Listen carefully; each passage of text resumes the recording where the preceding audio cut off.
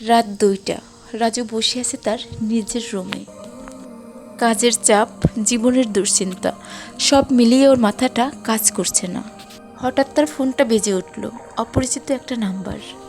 রাজু প্রথমে ফোনটা ধরতে চায়নি, কিন্তু কৌতূহলবশত সে ফোনটা রিসিভ করল। ওপাশ থেকে একটা নারীর কণ্ঠ। সে বলল, তুমি কি আমাকে বাঁচাতে পারবে? রাজু তো অবাক। সে বলল, কি আপনি?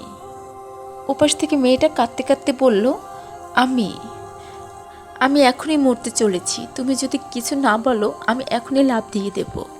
রাজু সঙ্গে সঙ্গে বলে উঠল, দাঁড়ান। ভয় আর কৌতূহল মিশিয়ে কথাটি বলল, দেখো প্লিজ, এটা করো না। কোথায় আছো তুমি?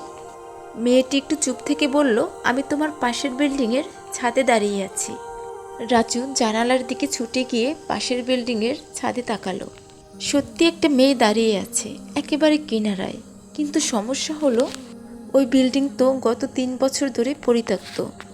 রাজুর শ্বাস বন্ধ হয়ে এলো এবং চিৎকার করে বলল, তুমি কে?